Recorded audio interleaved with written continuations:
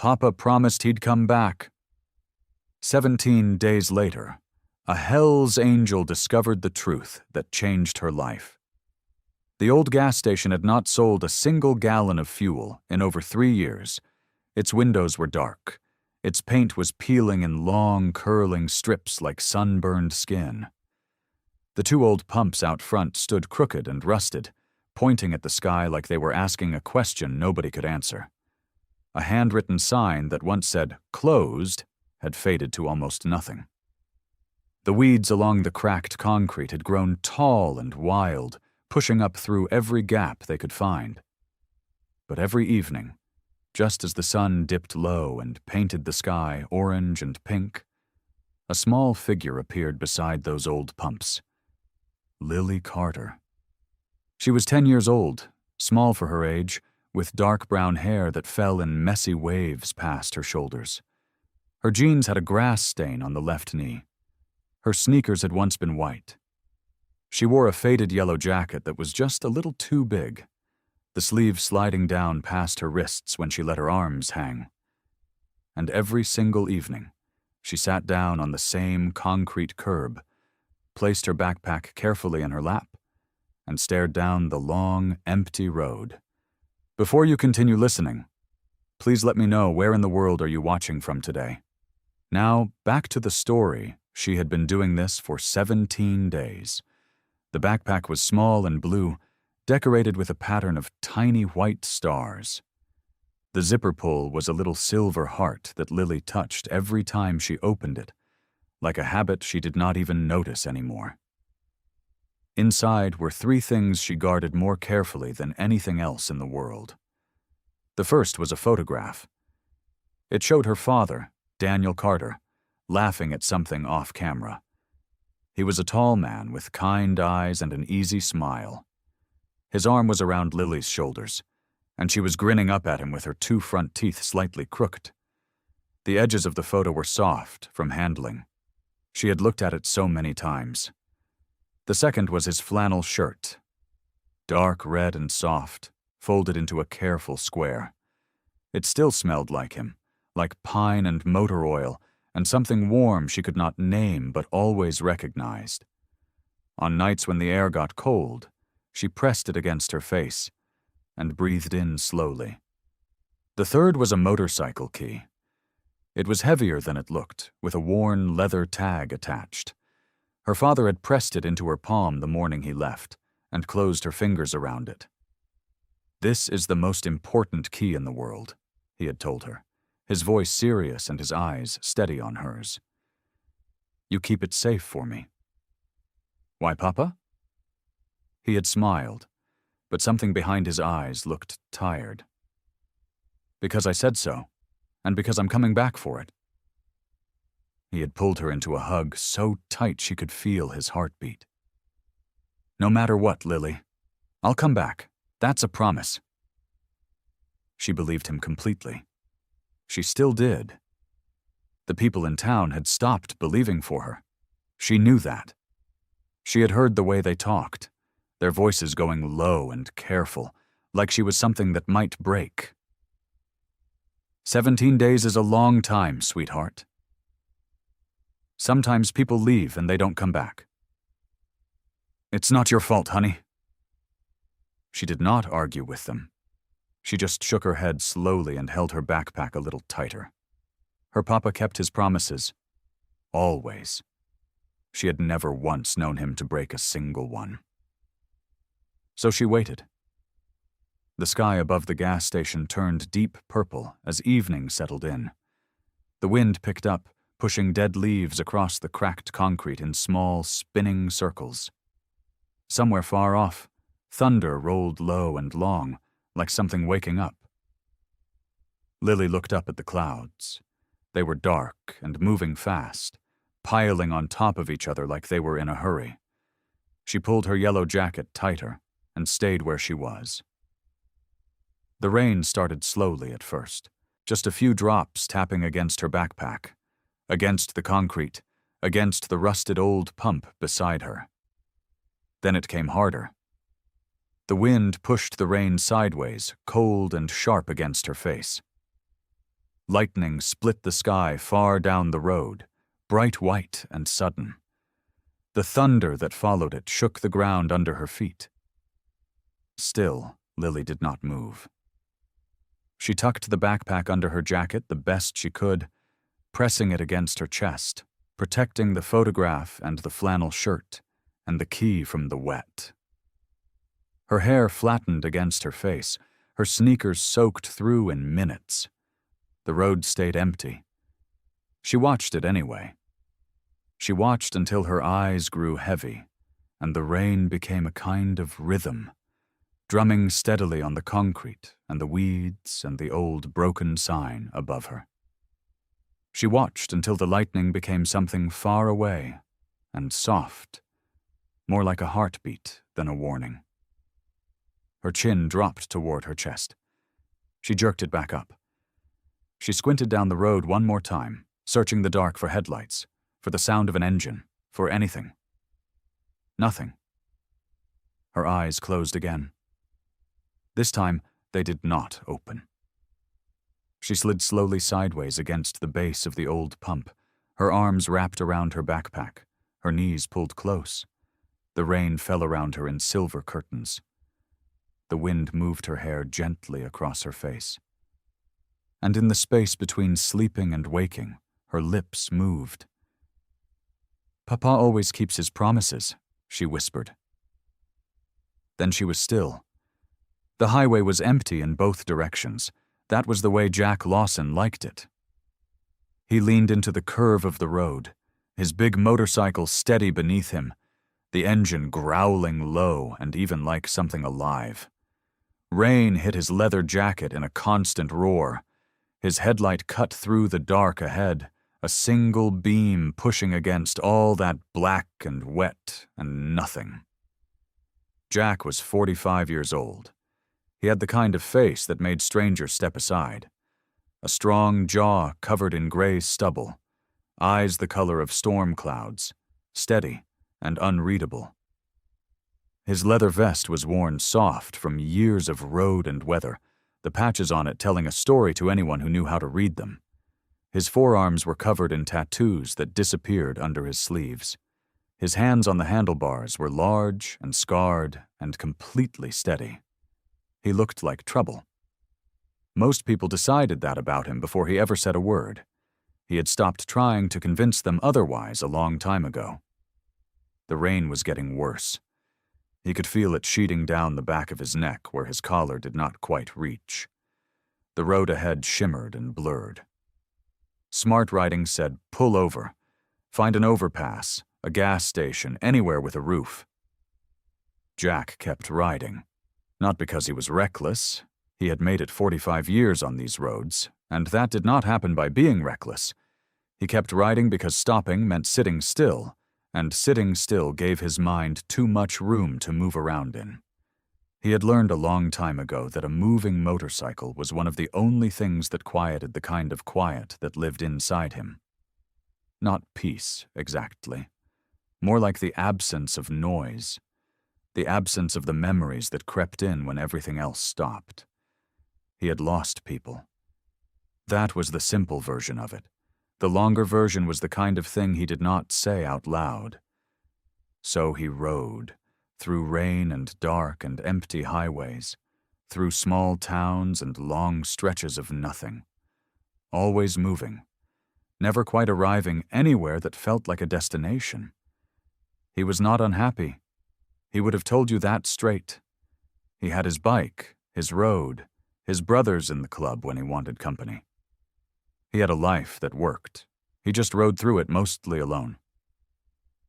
The lightning came in a wide, white flash that lit the whole road for a full second. In that second, Jack saw the shape of the old gas station up ahead on the right. 2 dead pumps, a dark building, weeds everywhere. He almost passed it. Then something caught his eye. A shape near the base of one of the old pumps, low to the ground.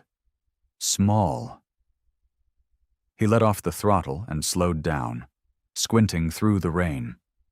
His headlight swung toward the station as he turned off the highway onto the cracked concrete lot. He stopped the bike. He sat there for a moment, engine idling, staring at what was in front of him. A child. A small girl curled up against the rusted pump with her arms wrapped around a backpack. Her dark hair was plastered to her face. Her yellow jacket was soaked through. She was not moving. Jack was off the bike before he had even made a decision about it. He crossed the concrete in 4 long strides, rain hammering down on him, and crouched beside her. Up close, she looked impossibly small. Her lips had a faint bluish color that made his chest tighten hard. "Hey," his voice came out rough. He put 2 fingers gently against her neck, the way he had learned years ago. Her pulse was there. Steady. Faint, but steady. He exhaled. "Hey, kid, wake up." She did not wake up. Jack looked around the lot. Empty. He looked down the road both ways. No cars, no lights, no sign of anyone. Just a little girl, alone in the rain, holding on to that backpack like it was the most important thing in the world. He pulled off his leather jacket without hesitating and wrapped it around her small shoulders. Then he gathered her up carefully, backpack and all, and lifted her against his chest. She weighed almost nothing. That hit him somewhere deep. The first thing Lily noticed was the ceiling. It was plain white with a small brown water stain in the corner, shaped almost like a rabbit. She stared at it for a long moment, blinking slow, trying to remember where she was.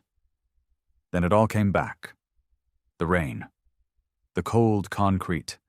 The darkness pressing in from every side. She sat up fast. The room was small and plain. 2 beds with scratchy-looking covers in a dark green color. A wooden dresser with a lamp on top. A window with heavy curtains that let in thin lines of gray morning light. The carpet was the color of old mud. A motel room. Lily looked down. She was still wearing her clothes from the night before, still damp at the edges, but someone had taken off her shoes and set them neatly beside the bed. Her backpack was right there on the floor next to them, upright and undisturbed, like someone had placed it carefully so she would see it the moment she woke up. She grabbed it and pulled it into her lap. She unzipped the front pocket with quick fingers. The photograph was still there. Her father's flannel shirt, folded small, still there. The motorcycle key, cool and smooth against her palm, still there. She let out a slow breath. The sound of water running came from behind a closed door. A bathroom. Then it stopped. A moment later the door opened and the big man stepped out, drying his hands on a small white towel. He was still wearing his vest over a dark shirt. Still the same worn boots. Without his leather jacket, which was hanging over the back of a chair near the door, he looked somehow both bigger and less scary at the same time. He stopped when he saw her sitting up. "You're awake," he said. His voice was low and rough, like gravel settling. Lily nodded. She studied him the way she had always studied things, quietly and carefully, noticing the deep lines around his eyes and the way he stood like a man who was used to taking up space, but was trying not to right now. "Thank you for bringing me inside," she said. Her voice came out smaller than she intended. He gave a short nod and pulled the chair out from under the desk, turning it around and sitting down across from her. He rested his forearms on his knees and looked at her steady. "How do you feel?" "Okay." She paused. "A little cold still, but okay."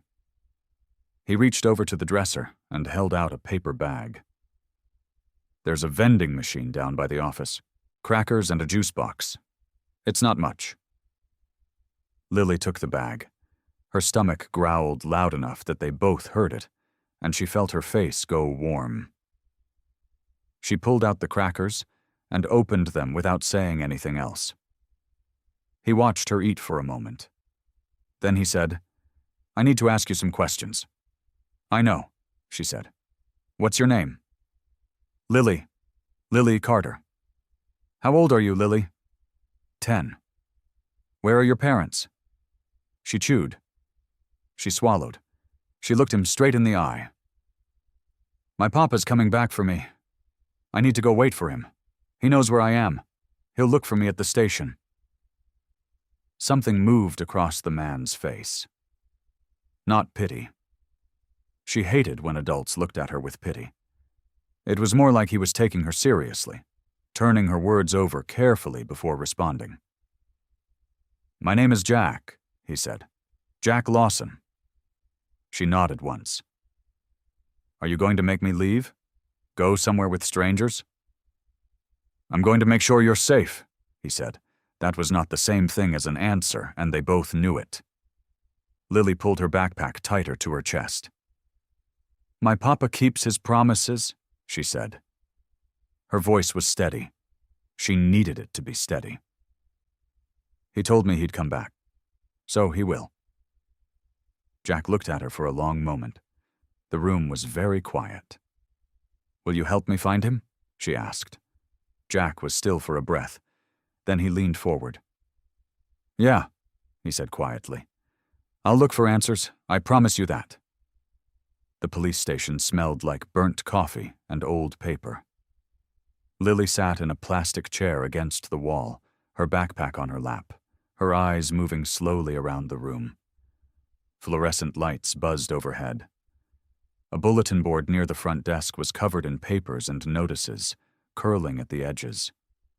2 officers talked quietly near a back hallway, not looking her way. Jack stood at the front desk, talking to a woman in a dark blue uniform. She was maybe 40, with short brown hair pulled back neat and a calm, steady face. Her name tag read Officer Mariah Thompson. She had a notepad open and was writing things down as Jack spoke in a low voice. Lily watched him. He kept his voice even. He did not rush. He told the officer exactly where he had found her and what condition she was in. He said she was cold and exhausted but not hurt. Then Officer Thompson looked over at Lily. Her eyes were kind. Not the sharp, pitying kind that made Lily feel like a problem to be solved. Just kind. "Lily," the officer said, walking over and crouching down to her level. "My name is Maria. Can you tell me how long you've been at that gas station?" Lily met her eyes. 17 days.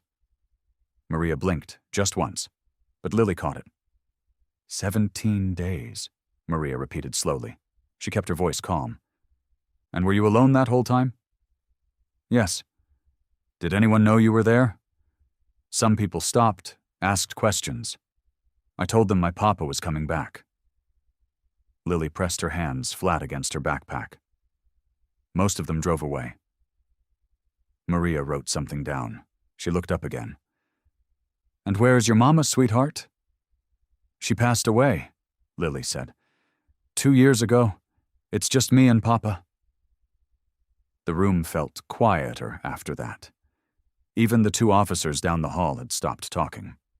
"And your papa's name?" "Daniel Carter." More writing. Maria's pen moved careful and steady across the page. "Lily, can you tell me why you believed he was coming back after 17 days?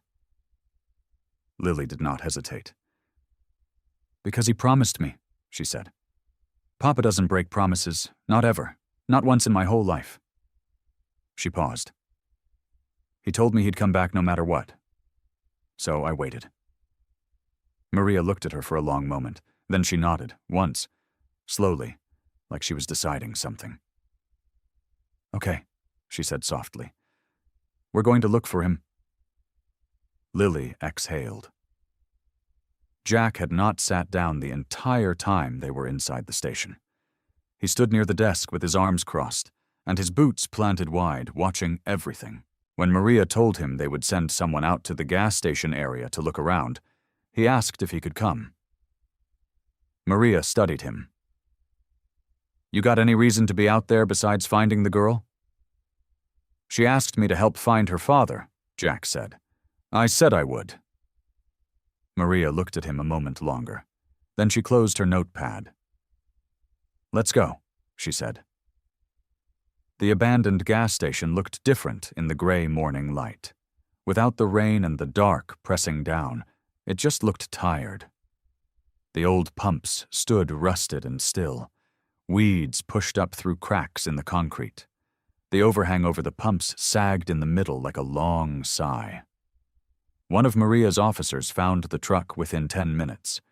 It was parked on a narrow dirt road behind a thick row of trees about 200 yards from the station, almost completely out of sight from the main road. A dark blue pickup. The windows dusty. The front tire on the driver's side sitting low. 2 parking tickets tucked under the windshield wiper from different dates. Jack walked around the truck slow. He looked in through the window without touching anything. The cab was not empty. A jacket folded on the passenger seat. A water bottle in the cup holder, still half full. And on the dashboard, pressed flat against the inside of the windshield, a small spiral notebook. Several pages near the back had been torn out clean. Jack straightened up and looked at Maria over the roof of the truck. "He didn't just leave," Jack said. "He left something behind." Maria called for a second officer to photograph the truck before anyone touched anything inside.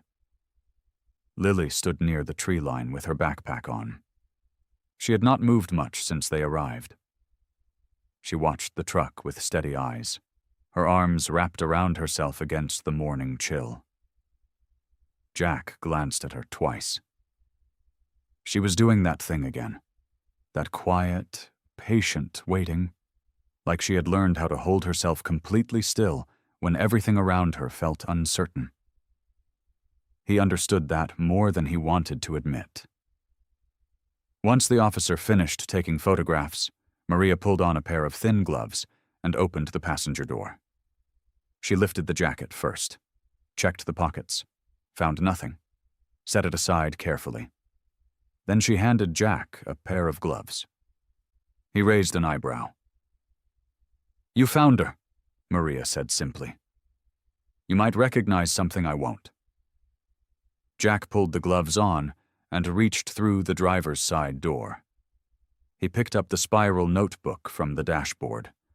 The cover was plain blue, the kind you could buy at any gas station. He opened it slow. The first several pages were filled with neat handwriting. Notes about what looked like equipment inventory, part numbers, supplier names, dates going back about 4 months, normal enough at first glance. But the further back Jack flipped, the more the writing changed. The letters got smaller, tighter. Some words were underlined twice. On one page, a name had been circled so many times the pen had nearly torn through the paper. The name was Ethan Cole. Jack did not know that name, but the way it was written told him plenty. He kept turning pages. Near the back, where the torn pages left ragged edges along the spine, someone had pressed hard enough with a pen on the last remaining page to leave faint impressions. Jack tilted the notebook sideways toward the morning light filtering through the trees. He could make out partial words. "Not safe here? He knows about have to move before..." The rest was too faint to read. Jack set the notebook down on the seat and looked at the floor of the cab. There was a folded piece of paper tucked under the driver's seat, half hidden beneath a worn floor mat. He reached in and pulled it out carefully. It was a map, a printed road map, the old folded kind, soft at the creases from being opened and closed too many times. He unfolded it across the steering wheel. Someone had marked it in red pen, not a travel route. The marks were small and deliberate. 3 locations circled, a series of short notations beside each circle too small to read without squinting. And across the center of the map, a water stain had spread wide, bleeding into the ink, warping the paper and making whole sections impossible to read. But not all of it. 2 of the 3 circles were in the area surrounding the gas station. One was right where the truck was parked now. The second was a spot about 6 miles east on a rural road Jack did not recognize. The third circle was on the far edge of the map. Whatever notation had been written beside it was lost under the water damage. Jack stood up straight and looked at Mariah. "He marked this place specifically," Jack said, pointing to the truck's location on the map. "He parked here on purpose, and he circled 2 other locations nearby." He paused. This wasn't someone running away. He was planning. He knew something was happening, and he was trying to stay close. Maria leaned in and studied the map. Her jaw tightened slightly. "Close to what?" she said. Jack looked over at Lily, standing by the tree line.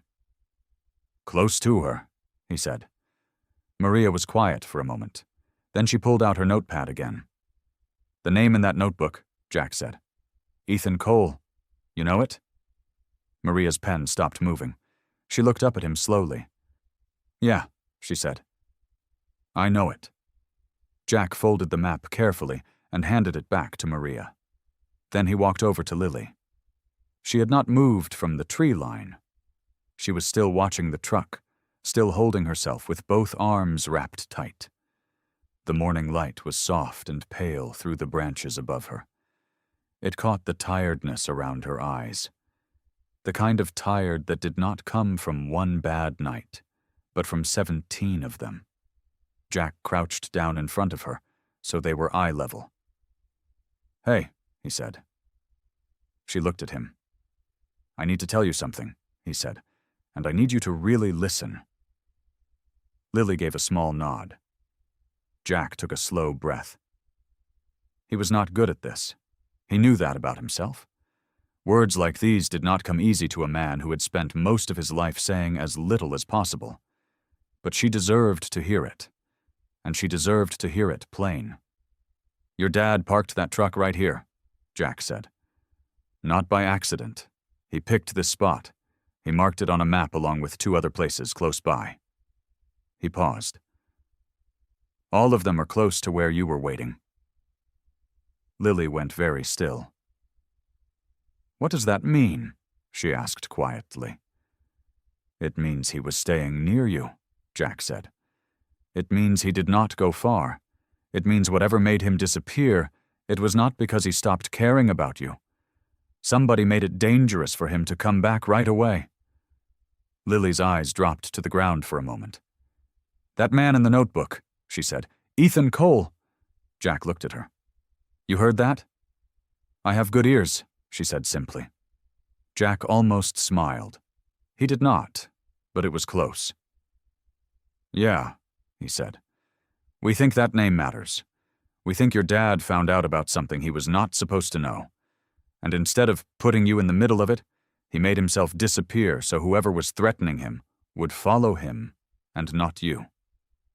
He watched her face as the words landed. Her chin lifted slightly. Her throat moved as she swallowed. "He was protecting me," she said. It was not a question. She was saying it out loud because she needed to hear it in her own voice. "Yeah," Jack said. "That is what the evidence is pointing toward." Lily looked back at the truck. She stared at it for a long moment, at the faded paint and the cracked side mirror, at the jacket Mariah had laid carefully on the seat. She stared at it the way people look at something they love that they have not seen in a long time. And then something in her finally gave way. It started small. Just her shoulders. They dropped, and then they shook. And then a sound came out of her that was not really a cry at first, just a broken exhale, like something that had been pressed down for 17 days finally pushing through. Then the tears came. Not quiet ones. Real ones. The kind that had been waiting far too long. She pressed both hands over her face. Jack did not say anything. He did not tell her it was okay, or that she needed to calm down. He just put one large hand gently on her shoulder and stayed right there, still and steady, like a wall she could lean against if she needed to. She leaned against it. She cried for a while. Her whole small body shook with it. 17 days of keeping herself together. 17 days of watching that empty road and refusing to fall apart. All of it coming out at once in the pale morning light beside the trees. When her breathing started to slow, Jack spoke. "I am going to keep looking," he said. "I am not going to stop until we find him, and until we do, you are safe with me." Lily lifted her face from her hands. Her cheeks were wet. Her eyes were red. She looked at him for a long moment. "Promise?" she whispered. "Promise," Jack said. Maria had taken her notes and stepped away to make a phone call. The world had gone quiet around the old truck. Lily was sitting on a flat rock near the tree line, wrapped in the fleece blanket Mariah had pulled from the back of her patrol car. She had a small cup of water in her hands. Her eyes were still a little red, but her breathing was steady now. Calm. Like a storm that had finally passed through. Jack stood at the open passenger door of Daniel's truck. He had already been through the cab once, but something kept pulling him back. A feeling he had learned to trust over years of riding through uncertain places. A quiet nudge in the back of his mind that said he had not seen everything yet. He started with the glove box again. He pulled out the registration papers, a folded gas receipt, a small pocket flashlight with dead batteries. He set each one on the seat carefully. Then he reached further back into the glove box, past a crumpled fast food napkin, and his fingers touched something stiff and flat. A small envelope. It had been pushed all the way to the back. Tucked so far in that someone doing a quick search would have missed it entirely. Jack pulled it out slowly. The envelope was not sealed. The flap was just folded down. He opened it and reached inside. There were two things. The first was a photograph. Jack held it up toward the morning light coming through the windshield. It was old. The edges were soft and bent. The colors faded the way photos go when they have lived in wallets or drawers for a long time. Two men stood beside a motorcycle on the side of a highway. One of them was younger, maybe late 20s, with dark hair and a relieved grin on his face. The other was wearing a leather vest, arms crossed, standing with the kind of easy confidence that came from years on the road. Jack stared at the man in the vest. He knew that vest. He knew those arms. He knew that exact stretch of highway somewhere outside of Millard County because he had stood on it a long time ago. That was him. He turned the photo over. On the back, written in faded pencil, were the words, "The day Jack Lawson saved my life." August. Jack lowered the photograph slowly. He stood very still. The memory came back in pieces, the way old things do. He had been riding through that stretch alone, a long ride with nowhere particular to be. He had come around a bend and seen a truck pulled half off the road and a motorcycle on its side, and a man sitting in the gravel pressing his hand against his arm, bleeding and shaken but still conscious. Jack had stopped without thinking. He had helped him get the bleeding under control, helped him get the bike upright, waited with him until someone came.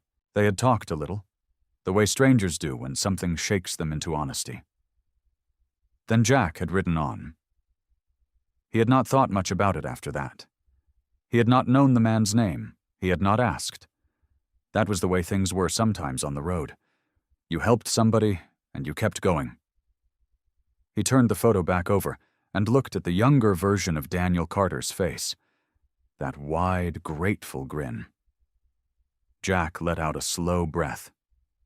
He reached into the envelope again. The second thing was a folded piece of paper. He unfolded it carefully. The handwriting was neat but pressing, like someone writing with urgency and trying to hold their hand steady at the same time. It said, "Jack, if you are reading this, then everything I was afraid of has happened. I don't have much time to explain everything here, but I need you to do something for me. Lily is the most important thing in my life. She is brave, and she is good, and she is going to be scared. Please protect her. You are the only man I trust. Daniel Carter." Jack stood there holding the note. He read it again. Then he read it a third time. Maria came back around the side of the truck with her notepad tucked under her arm. Jack handed her the envelope without a word. He watched her read the note, watched her look at the photograph.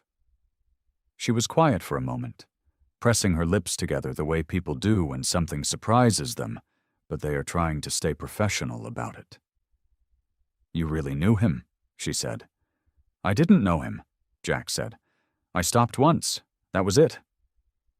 Maria looked over at Lily, who was still sitting on the flat rock, holding her cup of water with both hands. "She needs somewhere stable while we keep looking," Maria said. "Somewhere that isn't a shelter. She's already been through enough." Jack saw where this was going. He looked away from Maria. He looked at the trees. He looked at the motorcycle. He looked anywhere except at the small girl wrapped in that blue blanket. "I'm not set up for that," he said. "You've got a home?" "I've got a house." "That's enough," Maria said simply. She wasn't pushing. She was just stating a fact the way a person does when the answer is already obvious.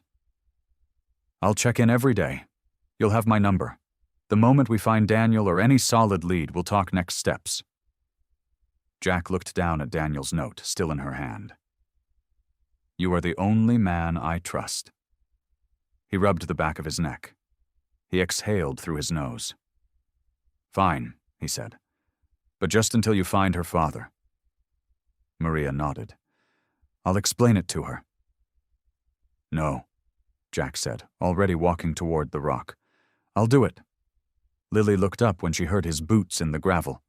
He crouched down so he was closer to her height. He was not great at this. He knew that, but he tried to make his voice easy and low. "You're going to come stay at my place for a little while," he said. "Just while Officer Thompson keeps looking for your dad. That okay with you?" Lily studied him for a moment. Those steady brown eyes of hers. "Do you have a dog?" she asked. Jack blinked. "No." "That's okay," she said, and stood up. Jack's house sat on the edge of town, set back from the road behind 2 tall oak trees. It was not much to look at. A single-story place with a covered porch, a gravel driveway, and an old barn off to the side where he kept his bikes and his tools. The siding was clean but plain. The garden had mostly given up. Lily stood on the porch and looked at everything quietly. Jack unlocked the front door and pushed it open. Inside, the house was simple and neat in the way that bachelor spaces get when a man has lived alone long enough to stop cluttering things. A worn brown couch, a coffee table with a ring stain from years of mugs. Bookshelves lined one wall, full of actual books, road maps, and a few framed photographs of open highways. Lily walked in slowly. She stopped at the bookshelf. She tilted her head to read the spines the way kids do. Then she noticed one of the framed photos, a wide desert highway stretching into a pink and orange sunset. "Did you take this?" she asked. "Stopped and took it on a ride about 10 years ago," Jack said, dropping his keys on the counter. Lily looked at it a little longer.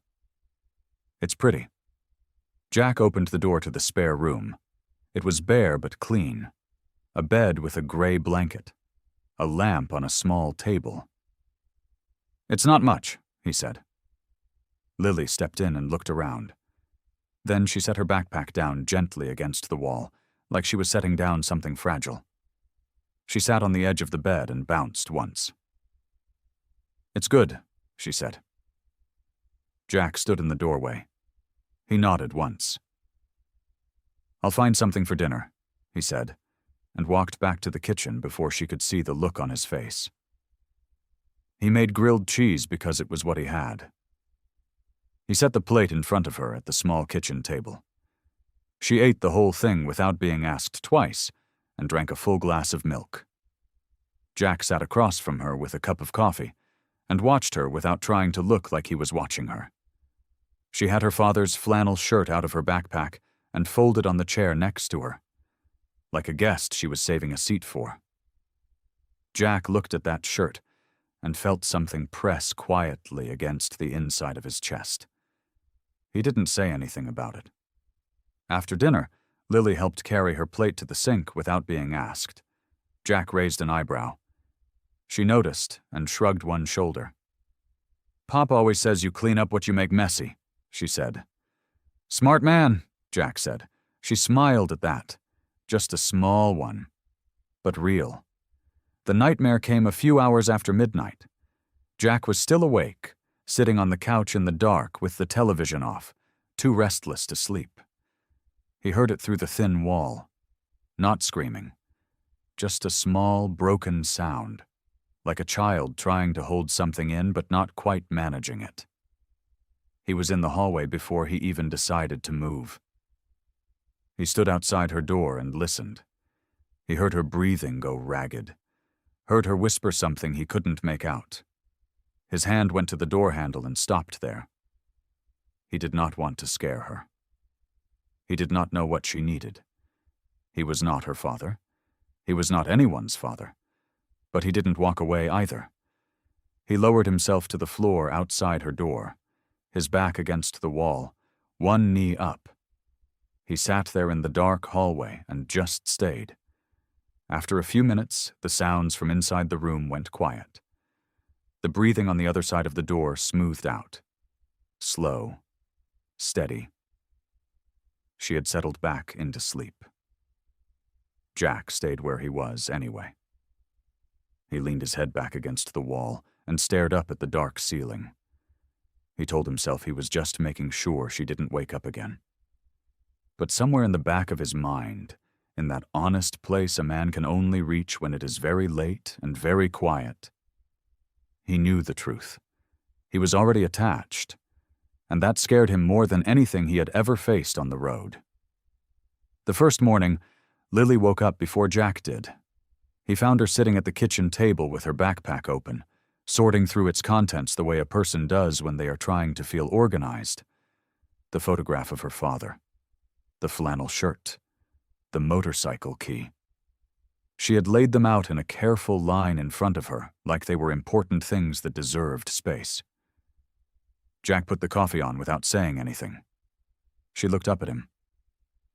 "Good morning." "Morning," he said. That was enough. By the third day, a routine had started forming on its own. Not because either of them planned it, just because people who share a space long enough naturally find a rhythm together. Lily ate breakfast. Jack drank coffee. She helped clear the table. He made sure she had what she needed before he went out to the barn. On the fourth morning, she followed him out. She stood in the barn doorway, watching him crouch beside one of his bikes. He had the side panel off and was cleaning the carburetor with a small brush, his hands already dark with grease. "Can I watch?" she asked. "Sure," he said. She came in carefully, like she was respecting the space. She didn't touch anything. She just stood nearby and watched his hands work. After a few minutes, he glanced at her. "You want to hand me that wrench, the small one, on the red cloth?" She found it right away and held it out to him. He took it. Then, without making a big thing of it, he started explaining what he was doing. Not in a teacher kind of way. More like a man thinking out loud who didn't mind someone listening. "Carburetor mixes the air and the fuel," he said. "You keep it clean, the engine runs smooth, You ignore it, the whole thing starts complaining. Lily nodded seriously. Like when you ignore a problem and it gets worse. Jack looked at her sideways. Yeah, like that. She helped him after that. He showed her how to hold a rag under a bolt so the oil didn't drip on the floor. He showed her which tools had which names. She paid attention to every word, asked good questions, and never touched something he hadn't said was okay to touch. At one point, she got a small streak of grease across the back of her hand. She looked at it with great seriousness. Papa would think this is funny, she said. Jack handed her a clean rag. Why? He always said I was too careful about getting messy. She wiped her hand. He said people who are afraid of getting dirty miss out on all the good work. Jack thought about that for a moment.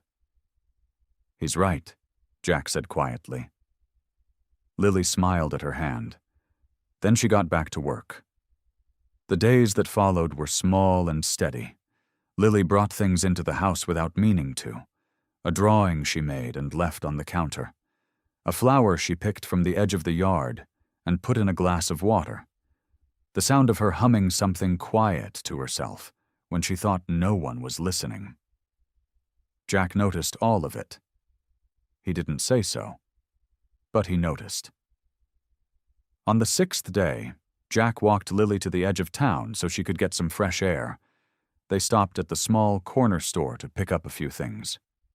2 women stood near the entrance. Neighbors Jack recognized by face but not by name. They watched him walk up with Lily at his side. Their eyes moved from Jack to Lily and back again. One of them leaned towards the other. Jack heard it anyway. You really think that's the right kind of person to be watching over a child? The words were low, but not low enough. Lily heard them too. Jack felt his jaw tighten. He reached for the door handle. But before he could say a word, Lily turned around and looked at the 2 women with those steady brown eyes of hers. He's the one who found me when no one else did, she said simply. He's the one who stayed. That evening, Jack spread everything out on the kitchen table. Daniel's notebook, the folded map, the photograph of the 2 of them from years back, the note with Jack's name on it. Lily was in the other room, already in her pajamas. Jack could hear the soft sound of her breathing slowing down toward sleep. He sat down, pulled the notebook closer, and started from the beginning. The first few pages were ordinary enough. Dates and numbers, what looked like business records, names Jack didn't recognize written next to dollar amounts. He moved through them carefully, reading each line twice, not wanting to miss something small. Then he hit a section that stopped him. The handwriting changed.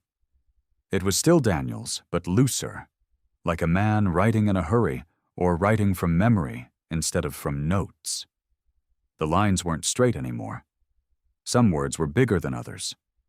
And between the written lines, Daniel had drawn small symbols, not random doodles, shapes that repeated, a circle with a line through it, a small mountain outline, what looked like a simple drawing of a tree.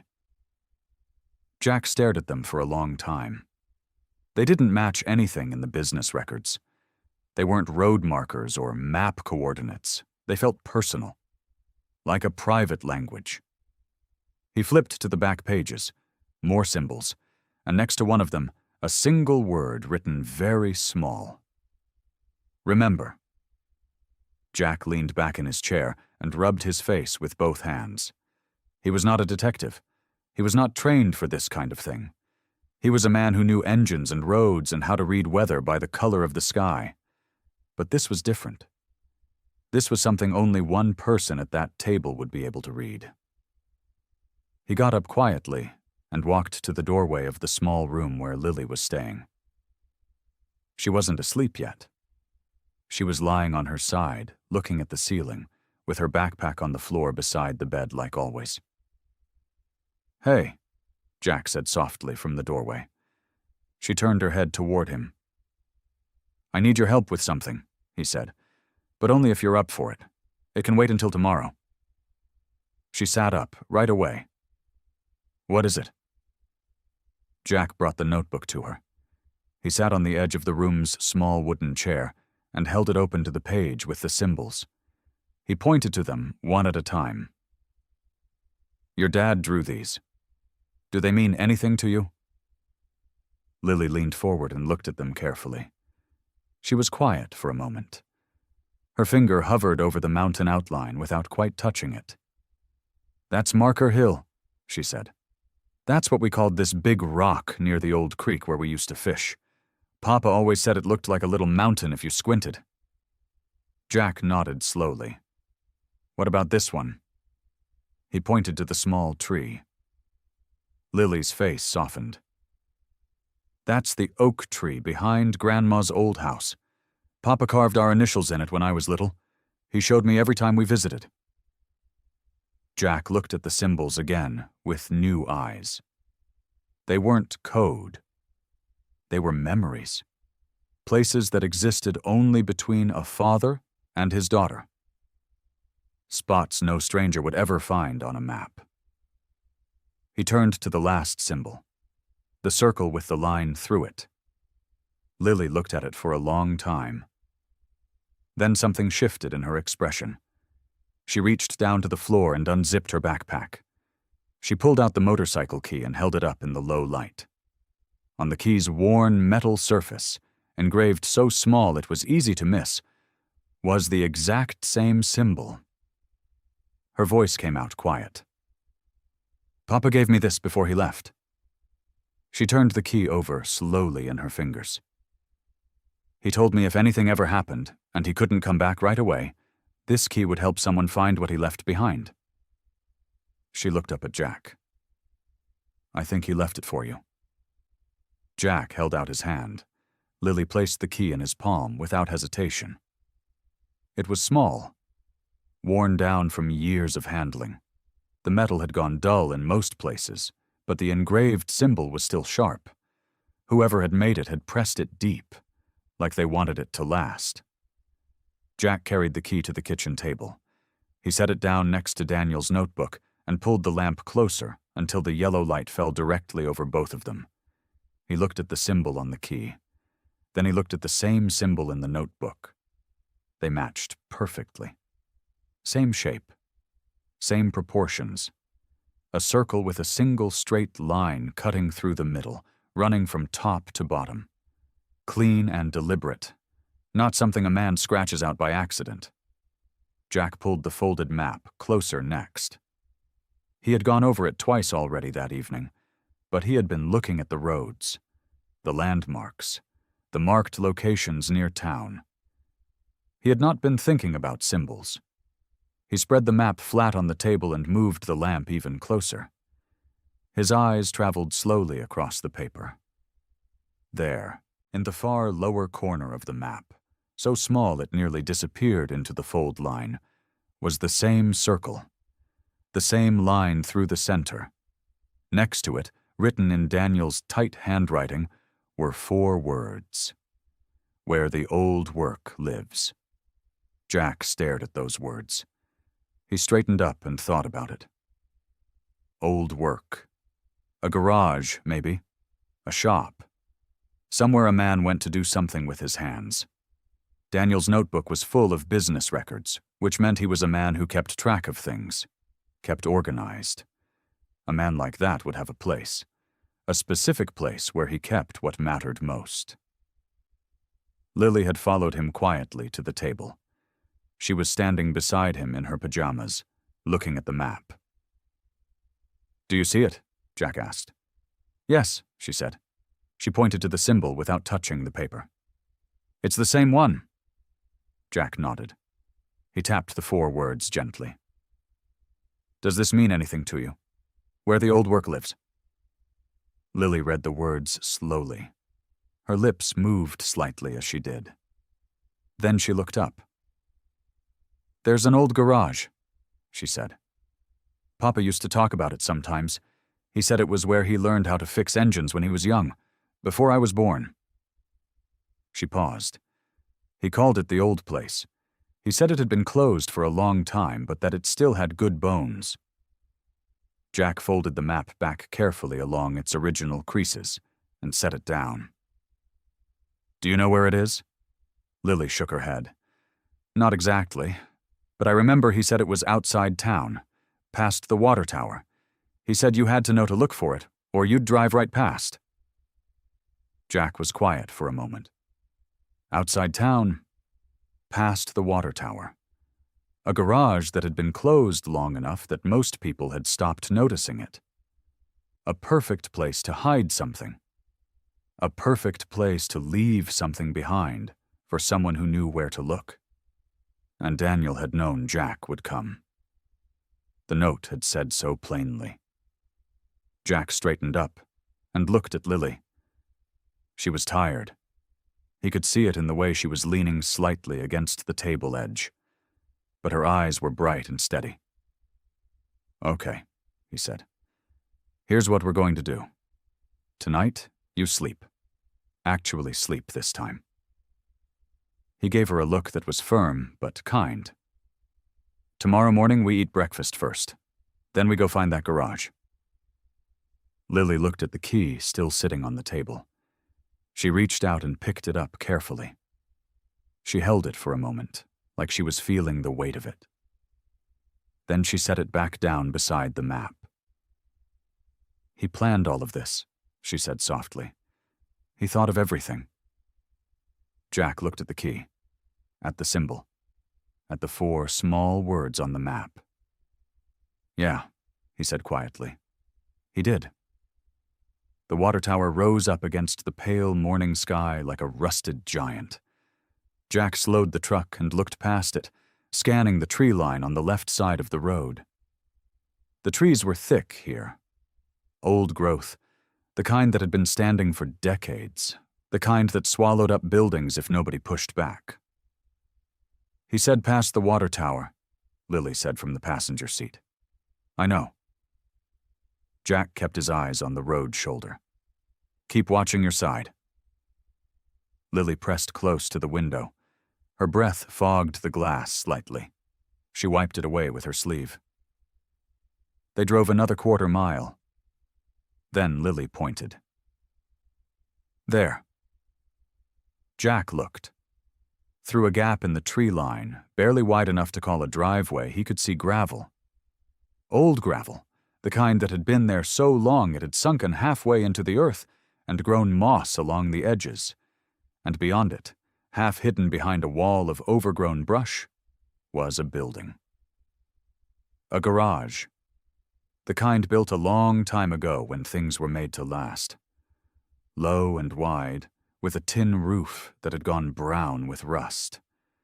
2 large bay doors faced the road, both chained shut. The windows were boarded. The paint on the walls had peeled down to bare wood in most places. A wooden sign hung crooked above the left bay door, but the letters had faded past reading. Jack pulled the truck off the road and onto the gravel. The tires crunched over loose stone. He cut the engine. They both sat still for a moment, looking at the place. The morning air was quiet, just birds in the trees and the distant sound of wind moving through the high branches. "This is it," Lily said. Not a question. She said it like she recognized it from a dream. Jack grabbed the key from the cup holder where Lily had placed it that morning. He climbed out of the truck, and Lily followed, her sneakers landing softly on the old gravel. They walked to the side of the building. Jack had a feeling the chains on the bay doors were for show or for strangers. A man hiding something would not use the front entrance. He was right. Around the back of the building, tucked between a rusted barrel and the rear wall, was a single door. Wooden, narrow, old iron hinges, and centered in the door, at chest height, was a lock that did not match the age of everything else around it. It was newer. Solid. The kind of lock a man installs with purpose. Jack looked at the key in his hand. He held it out to Lily. "You should do it." She looked at him. Then she took the key. She stepped up to the door and slid it into the lock. Her hand was steady. The key turned with a clean, firm click. The door swung inward. Cool air moved out from the dark space inside. It smelled like motor oil, and old wood, and something faintly familiar, the way a place smells when someone has been in it recently enough to leave a trace. Jack reached inside along the wall and found a pull cord. He tugged it. A single bare bulb flickered on overhead, casting a warm yellow circle over a small back room. Wooden shelves lined 2 walls. An old workbench sat against the far wall. And on the workbench, in the center, sitting under a folded piece of canvas cloth, was a metal box. A simple box. Flat lid. No lock. Just a small latch on the front. Lily walked straight to it. She lifted the canvas cloth and set it aside. She unlatched the lid and opened it slowly. Inside, neatly arranged, were letters. A small stack of them, each one sealed and labeled in Daniel's handwriting. A bundle of photographs, held together with a rubber band. And a small black recording device, the kind used for voice messages, sitting on top of everything like Daniel had placed it there last. Like he had placed it there for exactly this moment. Lily stared at it all. Her hand hovered over the box without touching anything yet. Lily's fingers finally closed around the small black recording device. It was lighter than it looked, small enough to fit in her palm. She turned it over once, carefully, the way she handled anything that belonged to her father. A single button sat on the front, a small red light above it. Jack stepped up beside her, close enough to see, but far enough to give her space. "You ready?" he asked. Lily looked at the device for a long moment. Her jaw was tight. Her eyes were bright. Then she pressed the button. A soft crackle, a pause, and then a voice, her father's voice. "Lily Bug." Lily made a sound she could not help. Small and sharp, like something inside her had broken open all at once. She pressed her lips together and held still. Daniel's voice continued. It was steady, but warm.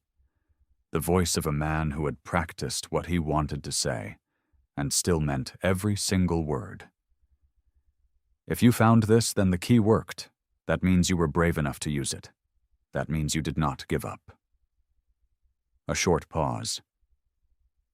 "That does not surprise me at all." A sound that might have been a breath or a quiet laugh came through the small speaker. "I need you to know something. I need you to hear it from me in my own voice, so there is no question about it." Another pause. "I did not leave you. I did not walk away. I did not choose to be gone." Lily's eyes filled up.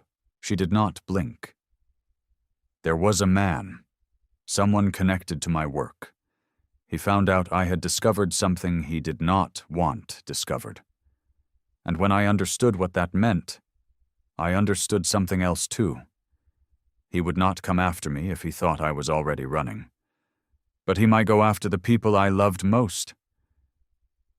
The voice was careful, measured, like Daniel had thought hard about how much to say and how to say it. "So I ran. Not away from you. Toward something. Toward a way to keep you safe while I worked to fix what needed fixing." A single tear moved down Lily's cheek. She did not wipe it away. "I know how long it must have felt. I know you waited. I know you, Lily Bug. I know exactly what you did." His voice softened. "You stayed. You kept believing. Because that is who you are." Jack had not moved. He stood with his arms at his sides, his eyes on the workbench. His jaw was tight. Something behind his expression had gone very still and very quiet. "I left the key with you because I needed someone to find this box. Someone I trusted." A brief pause. There is a photograph in that box, an old one. If someone helped you find this place, you may already know his name." Lily looked up at Jack. Jack looked down at the box. "Jack Lawson is one of the few men I have ever met who helped a stranger simply because it was the right thing to do. He did not ask for anything in return. He did not stay around to be thanked. He just helped and walked away." Daniel's voice was steady. "That kind of man is rare. That kind of man I trust with the most important thing in my life." Jack's throat moved. He looked away, toward the far wall, toward nothing in particular. "Lily, if Jack is standing next to you right now, I want you to know he was not an accident. I did not choose him by luck. I chose him because I watched him and I knew." A pause. "He has a good heart, even if he has spent a long time forgetting that." Lily lowered the device slightly and looked up at Jack with wet eyes and a small, certain expression. She did not say anything. She did not need to. Jack looked back at her. His eyes were red at the edges. His hands, rough and scarred from years on the road, hung open at his sides like he had just put something down that he had been carrying for a very long time. Daniel's voice continued through the small speaker. "I want to tell you something, Jack. Something I never got the chance to say in person." Jack went very still. "It was about 7 years ago. A stretch of highway outside of Millbrook. You probably do not even remember it." Jack's eyes moved slowly back to the recording device in Lily's hands. He remembered. "My truck had come off the road. I was not hurt bad, but I was stuck. It was late, it was cold, and nobody stopped." A brief pause. "Nobody except you." Jack's hands closed slowly at his sides. He did remember.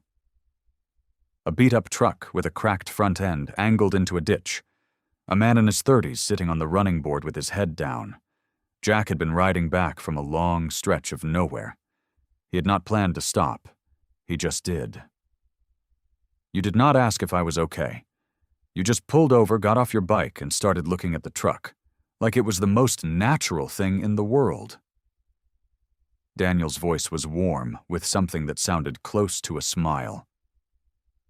"I tried to tell you I had already called someone. You said, 'That's fine, I'll wait anyway.'" Jack looked down at the floor. "You waited 2 hours, Jack, in the cold. You did not complain. You did not ask for gas money or directions or anything at all.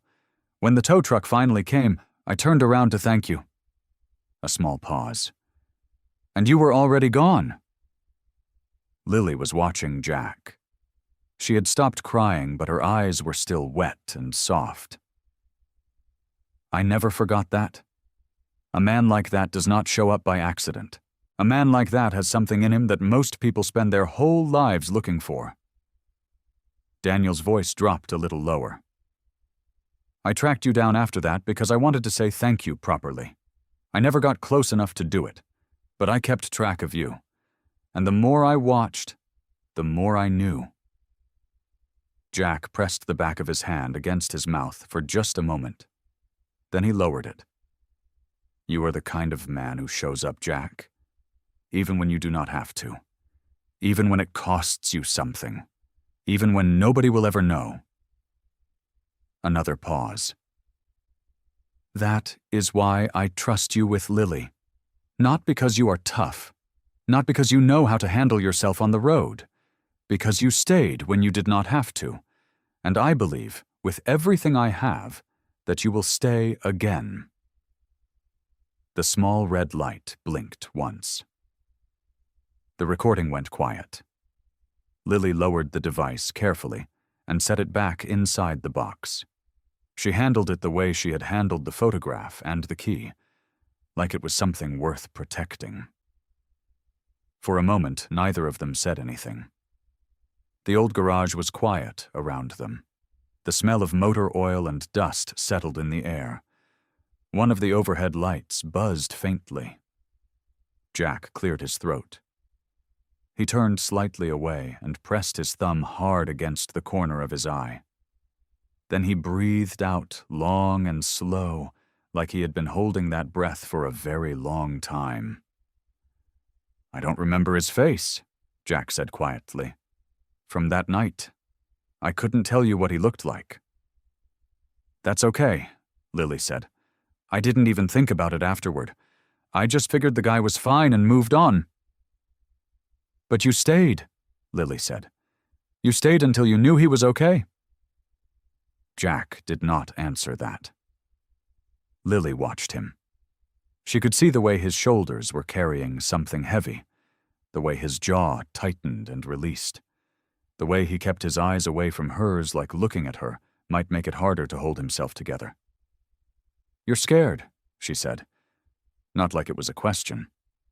Jack's breath came out rough and uneven. "Yeah," he admitted. "I am." "Of what?" He was quiet for a moment.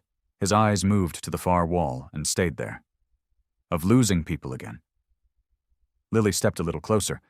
She looked up at him with steady eyes, and a face that was too calm and too certain for someone so small. "That's why Papa chose you," she said simply. "Because you already know how much it hurts to lose someone, and you still show up anyway." She paused. "He trusted you because you have a good heart, Jack, even when you forget it's there." They drove back into town just before noon. The sky had cleared after the storm, but the air still carried that cold, wet weight that settles in after heavy rain. Jack kept his eyes on the road. Lily sat quiet beside him in the truck, her backpack resting on her lap, her hands folded on top of it. The box from the storage room sat on the back seat. Jack had wrapped it carefully in his jacket before they left the garage. He was not sure why. It just felt like the right thing to do. Maria Thompson was waiting outside the police station when they pulled up. She stood with her arms crossed and her expression calm, but Jack could see the tension around her eyes. She had been watching for them. Jack stepped out of the truck first. He reached back for the box and carried it in both arms as he walked toward her. "You found something?" Maria said. It was not a question. "Yeah," Jack said. "We did." Maria looked past him at Lily, who had climbed out of the truck and was standing close to Jack's side. Maria gave her a small nod. Lily nodded back. They went inside. The station was not large. A few desks, pale yellow walls, a window with frosted glass near the back. Maria led them to a side room and closed the door. Jack set the box on the table. He laid everything out carefully. The letters Daniel had written, the photographs, the recording device, and at the bottom of the box, beneath all of it, a sealed envelope that Lily had not noticed before. Jack had found it tucked flat against the cardboard bottom when he lifted the other items out. The envelope had 2 words written on the front in Daniel's handwriting. It said, "For authorities." Maria picked it up with both hands. She studied it for a moment. Then she carefully opened it and began reading. Jack watched her face. She read slowly. Her expression stayed even at first. Then something shifted behind her eyes. Her jaw tightened just slightly. "This is detailed," she said quietly, almost to herself. "What does it say?" Lily asked. Maria looked at her carefully. Then she looked at Jack. "Your father documented everything," Maria said, directing her words at Lily but keeping her voice gentle. "Names, dates, places. He was keeping records for a long time." Lily straightened a little. "He was making sure there was proof," she said. "Yes," Maria said. "He was." Jack leaned forward, resting his forearms on the table. "Who is it?" he asked. "Who forced him out?" Maria set the letter down flat. She folded her hands over it. "A man named Ethan Cole. He had business ties with your father going back a few years. According to this, When your father discovered some things he was not supposed to know, Cole started applying pressure. Threats first, then something worse. Something worse, Jack repeated. He threatened Lily, Maria said quietly. The room went still. Lily did not move. She sat with her hands in her lap and her eyes fixed on the table, and the stillness around her was the kind that only comes when something lands very hard and very deep. Jack sat back slowly. Daniel disappeared to pull the target away from her, Maria continued. He believed if he removed himself from the situation and gathered enough evidence from a safe distance, he could bring it all to light without Lily being in danger. Jack was quiet for a moment. And Cole? Where is he now? Maria's expression shifted. She looked down at the letter again, then back at Jack. That is what concerns me, she said. Her voice was steady but careful. We have not had Cole on our radar until right now. We do not know his current location. She paused. And we have to consider the possibility that when Lily accessed that storage room today, someone may have noticed. Jack's eyes moved to Lily. You think he knows? Jack said. I think we cannot afford to assume he does not, Maria said. Maria made 2 calls before they left the station. The first was to a detective in the county office. The second was to a patrol officer she trusted, asking him to keep a quiet watch on the street near where Jack was staying. She did not make a big announcement about it. She just did it, and Jack respected that. Stay close to home for now, she told Jack before they walked out. Let us do our job. We are moving on this today. Jack gave her a short nod. We will. He meant it. Back at the small rental house on the edge of town where Jack had been staying since finding Lily, he double-checked every door and every window. He was not loud about it. He moved through each room quietly, testing locks, checking latches, pulling curtains an inch to the side to look out at the street before letting them fall back into place. Lily watched him from the hallway. Are we going to be okay? She asked. Yes, Jack said. No hesitation. She seemed to take that in. Then she went to the kitchen table, sat down, and pulled her backpack onto her lap like she always did when she needed to feel grounded. Jack made her lunch. A grilled cheese sandwich, a glass of orange juice, and a small bowl of apple slices because he had noticed she always ate the fruit before everything else. He did not say much while he cooked. Lily did not push him to. She just sat and watched the steam rise from the pan, and the two of them existed in the same space without needing to fill it with words. But Jack felt it happening. He felt himself pulling back. It was quiet at first, like a tide going out. Nothing dramatic, just a slow, careful movement away from something he had started to let himself feel. He set the plate in front of her and stepped back, farther than he needed to.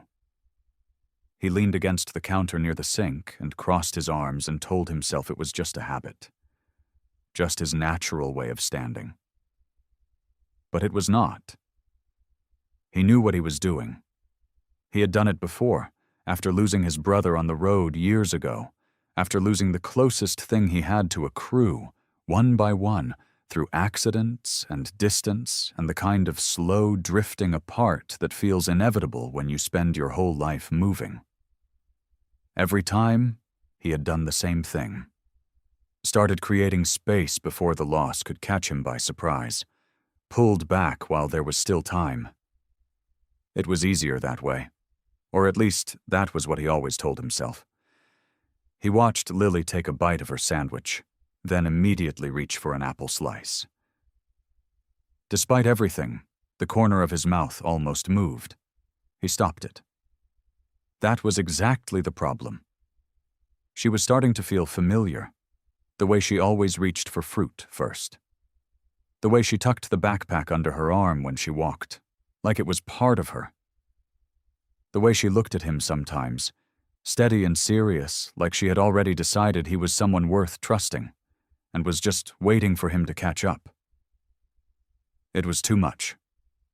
If something happened to her, and the thought alone felt like gravel in his chest, he would not come back from that. He had barely come back the last time. After lunch, Lily moved to the couch and sat quietly with the box of letters on the cushion beside her.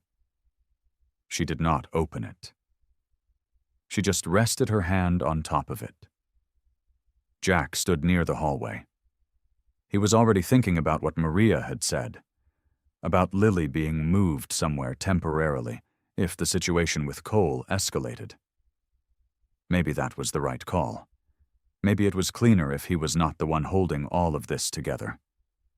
Maria could arrange something proper, something official. He could step back. He could just be the guy who found her. "Are you going to leave?" Lily asked. Her voice was soft. She had not looked up from the box. "Like everyone else?" she added. Jack did not move.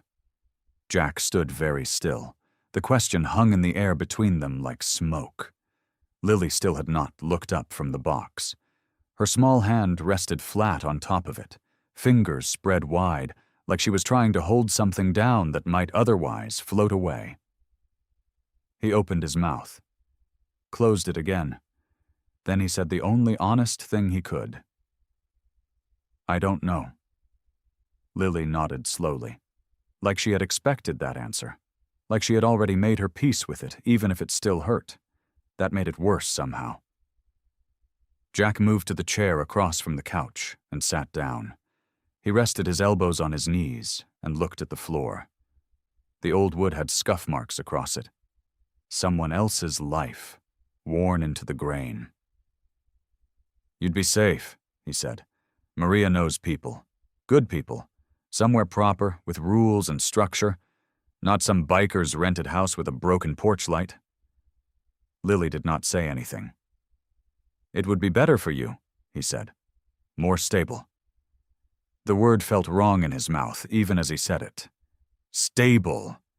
Like Lily needed furniture arrangements and a predictable meal schedule more than she needed someone who would sit outside her door when the nightmares came.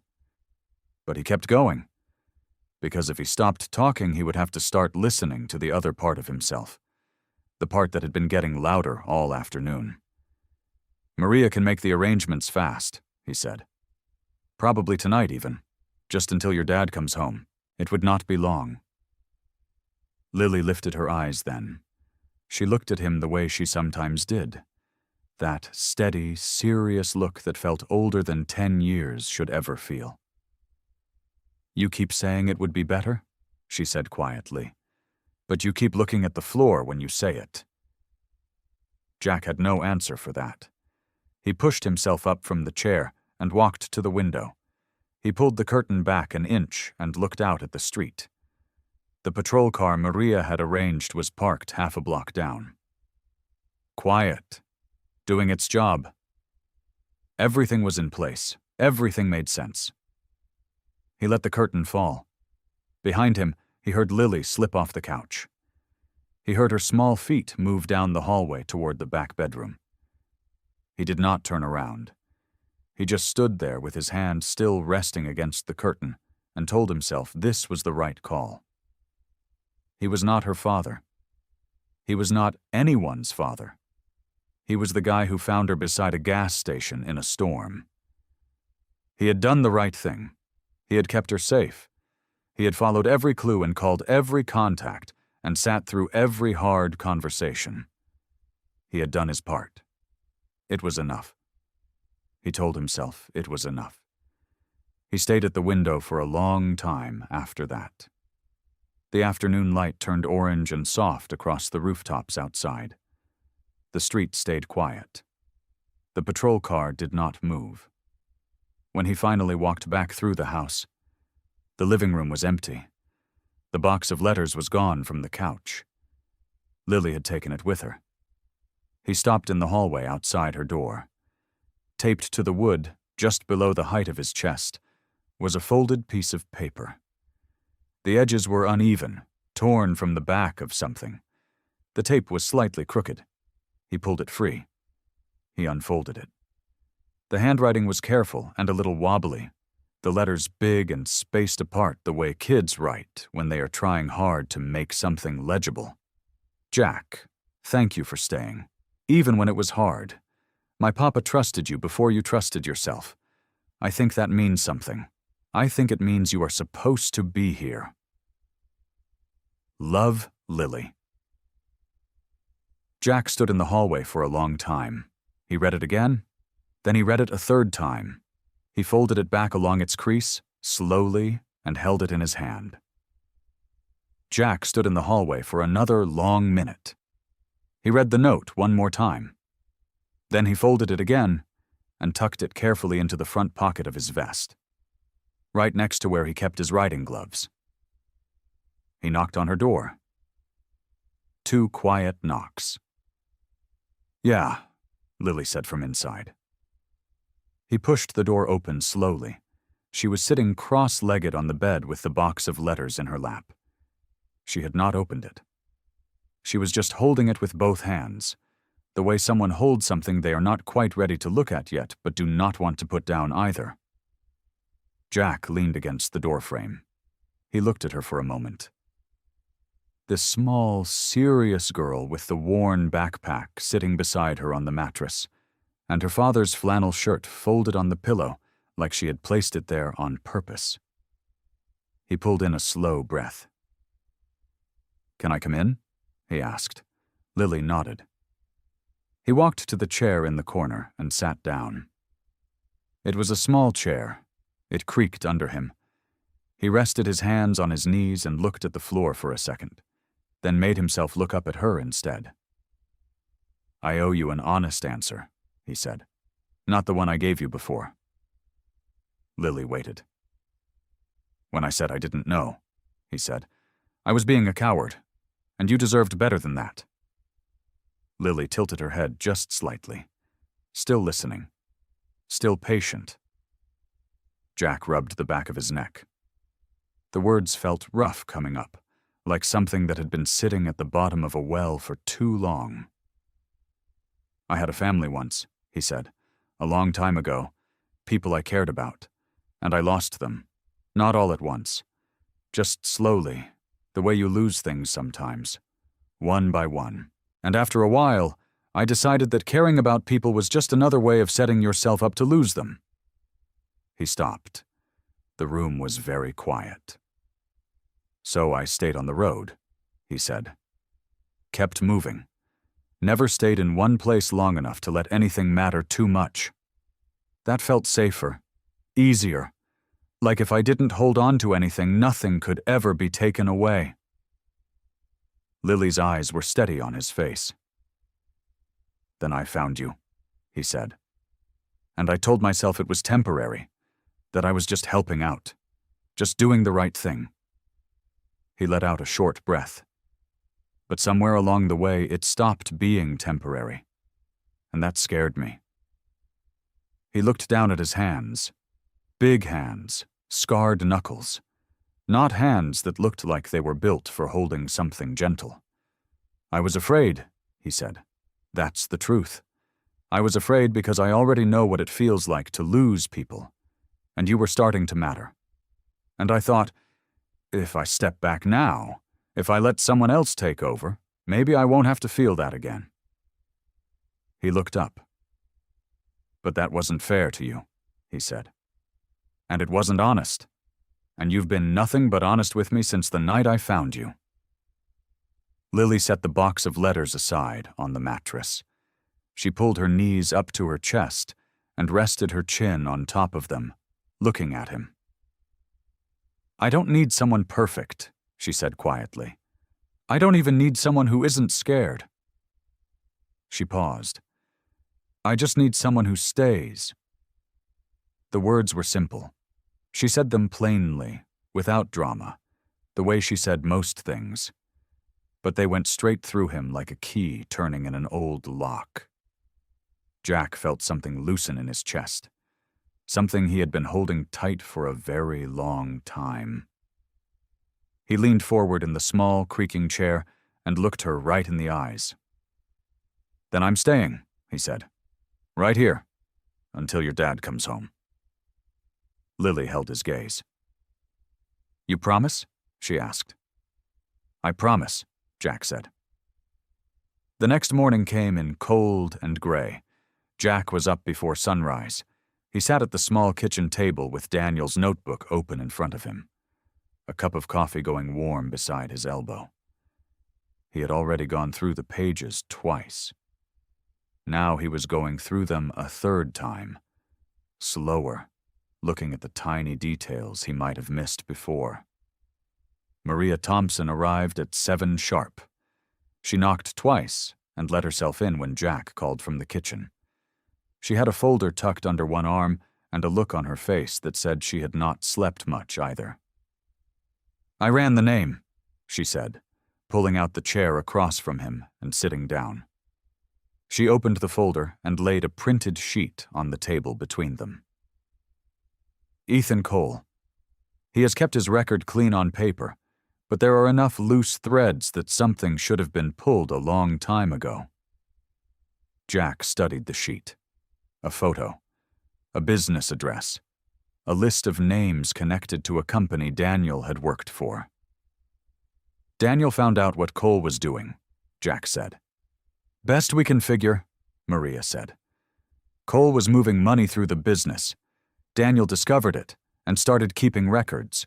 When Cole found out Daniel knew, he made it clear that staying visible was dangerous." She tapped the sheet. "Daniel didn't run because he was scared for himself. He ran because Cole made a threat that involved Lily." Jack's jaw tightened. He folded the sheet once and handed it back. "So what do we need?" he asked. "We need the physical evidence Daniel collected," Maria said. "The box you two found in the garage storage room. We have the recorded message and the letters, but the documents inside are what close this. My department has been going through them. We are nearly there." She paused. "But Cole knows something is moving. He has been making calls. We need to finish this before he decides to make a different kind of move." Jack nodded. He already knew what he had to do next. He made 2 phone calls before 8 o'clock. The first was to a man named Ray, who had been riding with the Hells Angels longer than Jack had. Ray knew every back road, every old contact, and every garage between here and the state line. If Daniel had passed through anywhere in the region while staying out of sight, Ray would know someone who had seen him. "Give me a few hours," Ray said. The second call was to a writer named Dex, who Jack trusted with difficult situations. Dex had a quiet way of moving through places without drawing attention, and he knew how to ask questions without making people nervous. By noon, Jack had 3 callbacks. He spread the information across the table beside Daniel's notebook and matched the pieces together carefully. A name, a county road, a small property about 40 miles east that belonged to an old mechanic who sometimes helped people who needed to stay out of sight for a while. He called Maria. She was quiet on the line for a moment after he told her. "That matches something," she said. "We had an unconfirmed sighting about 2 weeks ago near that area. We didn't have enough to follow up at the time." "You do now," Jack said. Maria agreed to take it to her department immediately and coordinate a careful approach. They did not want Daniel spooked. They did not want Cole tipped off. Everything had to move quietly and correctly. Jack stood by the window after the call ended. Outside, the gray morning had turned into a pale, thin afternoon. The street was quiet. A few cars. A dog walking with an old man down the sidewalk. He thought about Daniel Carter, a man who had spent weeks hiding alone, collecting proof, trusting that the plan he set in motion would protect his daughter. It had. Lily was safe. And now, for the first time since this whole thing started, the road that would bring Daniel home was finally clear. Jack picked up his riding gloves from the table. It was time to finish this. The property was exactly what Jack had expected. A small, weathered farmhouse sitting at the end of a gravel lane. A rusted fence. A barn off to one side with a light glowing faintly through a gap in the old wooden slats. Jack had ridden out with Maria and 2 other officers following in an unmarked car behind him. He had asked to be the first one to approach. Maria had agreed, but only barely. He parked the bike at the edge of the lane and walked the rest of the way on foot. The gravel crunched under his boots. The air smelled like cold earth and motor oil. Through the gap in the barn wall, the light flickered once, like someone had moved past it. Jack stopped outside the barn door. He knocked 3 times. Slow. Steady. Nothing. He knocked again. "Daniel Carter," he said. His voice was calm and low. "My name is Jack Lawson. I found Lily. She is safe." A long silence. Then the sound of something scraping across a floor. Footsteps. A latch being lifted from the inside. The barn door opened. The man standing in the doorway looked like someone who had been carrying a very heavy weight for a very long time. His face was thin and tired. His eyes were sunken with dark circles beneath them. His clothes were worn and his hands were rough, but those eyes were sharp and alert. And the moment Jack said Lily's name, something in them cracked open like a window letting in light. "She is safe?" Daniel's voice was barely above a whisper. "She is safe," Jack said again. Daniel gripped the doorframe. His knuckles went white. He pressed his forehead against the wood for a moment, and his shoulders shook once, twice, before he pulled himself back up. Jack gave him a moment. Then Maria stepped up beside Jack and took over quietly and carefully. She explained what they had gathered. She explained that the evidence Daniel had stored at the garage had given them what they needed. She told him that Ethan Cole was already being looked at hard by people with the right authority, and that Daniel's long weeks of collecting proof had not been wasted. Daniel listened to all of it standing in the doorway of that cold, dim barn. When Maria finished, Daniel looked at Jack. "You found her during the storm," he said. "It was not a question." "I did," Jack said. "The note I left with your photograph." "I read it." Daniel exhaled slowly. "I didn't know if any of it would work. I didn't know if you would remember me, or if you would help, or if the key would lead to anything." He stopped. His voice caught. "I just knew I had no one else to trust." Jack nodded once. "You picked right." That was all he said. They drove back to town in the fading afternoon light. Jack rode ahead of the car. He kept the pace easy and steady, watching the empty road stretch out in front of him. By the time they reached the house where Lily was waiting, the sun was low and orange behind the tree line. Jack walked inside first. Lily was sitting at the kitchen table working on a puzzle she had started 2 days ago. She looked up when the door opened. Her eyes went straight to Jack, reading his face the way she always did, looking for information before any words were spoken. Then Daniel stepped through the doorway behind him. Lily went completely still. Her mouth opened, but nothing came out. Daniel crossed the room in 4 steps and dropped to his knees, and Lily was off the chair before he even reached her. She hit him so hard he rocked back on his heels. She buried her face against his shoulder and grabbed 2 fistfuls of his jacket and did not let go. Daniel held her with both arms wrapped tight around her small back. He pressed his face into her hair. His whole body shook. Jack stood near the doorway and watched. He did not say a word. He did not need to. The house grew quiet after a while. Maria stepped outside to make calls. The other officers stayed near the car, and slowly, carefully, the world gave Daniel and Lily the space they needed. Lily had not let go of her father for a long time. When she finally did, It was only to look at his face. She touched his cheek with one hand, the way a person touches something they were afraid they might never see again. Daniel let her.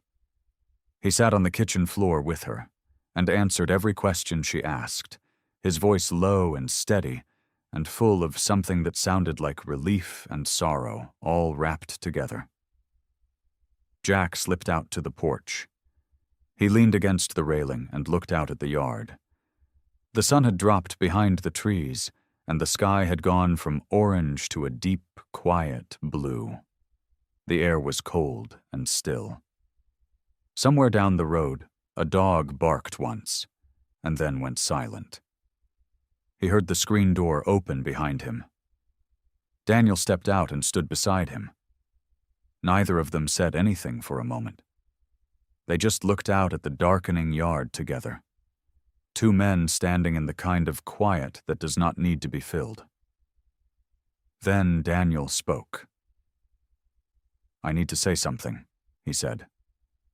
Jack glanced at him, but did not rush him. Daniel looked down at his hands. They were rough and scarred, the hands of a man who worked hard and had been through something difficult. He turned them over once, then looked back up. "I left that photograph and that note because I had to make a choice," Daniel said. "When I knew things were getting dangerous, I sat down and I thought about every person I had ever met, every person who had ever shown me who they really were." He paused. "You came to mind fast." Jack said nothing.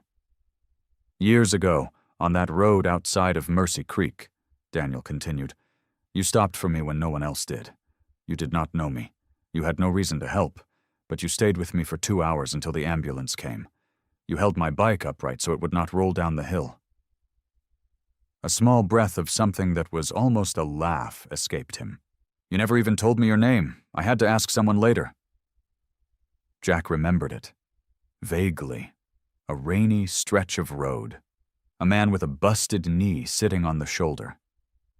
It had not felt like a big thing at the time. Apparently, it had been. "I never forgot that," Daniel said. "I figured a man who would stop for a stranger on a rainy night for no reason at all was the kind of man who could be trusted with something that mattered." He stopped again, and when he spoke next, his voice was rougher. "She is the only thing that matters." Jack looked at him. "She was never in any danger with me," Jack said. "I know," Daniel said quietly. "That is the whole point." The screen door opened again, and Lily appeared in the gap, looking between the two of them with those careful, observant eyes of hers. "Are you two talking about me?" she asked. "Yes," both men said at the same time. Lily made a face like she was not sure whether to be annoyed or pleased, then stepped out onto the porch and stood between them. She leaned her back against the railing and looked up at the darkening sky. After a moment, Jack looked down at her. This small, fierce girl who had waited 17 days beside an empty road because she believed in a promise. Who had looked at a Hell's Angel in the dark and asked him for help without a single moment of fear. Who had pushed a note under his door that said 5 words and cracked something open in his chest that had been locked for years. He had not gone looking for any of this, but here he was. And for the first time in a very long time, here felt like exactly the right place to be. The days that followed were quieter than Jack expected. The authorities wrapped up their work. Ethan Cole was taken into custody, his careful web of pressure and deception finally unraveled by the evidence Daniel had hidden and the statements that followed. Maria handled most of it with the same calm focus she brought to everything. She shook Jack's hand on the last day and told him he had done good work. He told her she had too. She smiled like she meant it. Then the official part was over, and Jack went back to his life. His garage sat on the edge of town, on a gravel lot surrounded by old oak trees. A hand-painted sign above the door said, "Lawson's" in faded black letters. The place smelled like motor oil and rubber and metal, the same way it always had. His tools hung on the wall in the same spots. His coffee mug sat on the same shelf. Everything was exactly as he had left it. But something was different. The first morning back, a man named Gerald Webb pulled his truck into the lot. Jack knew Gerald from around town. A quiet, older fellow who ran the hardware store and had never done much more than nod at Jack in passing. Gerald climbed out of his truck and walked straight over. "Heard what you did," Gerald said simply. He reached out his hand. Jack shook it, a little unsure. "That little girl is something special," Gerald said. Then he got back in his truck and drove away. That afternoon, a woman left a pie on the workbench near the garage door. There was a small card tucked under the dish. It said thank you and nothing else. He did not know who left it. The day after that, 2 kids from the neighborhood stopped their bikes at the edge of the lot. They stared at Jack the way kids stare at someone they have heard about, but never quite believed was real. He looked up from the engine he was working on. They waved at him. He raised 2 fingers off the wrench in his hand. They rode away laughing like that was the greatest thing that had ever happened to them. It kept going like that.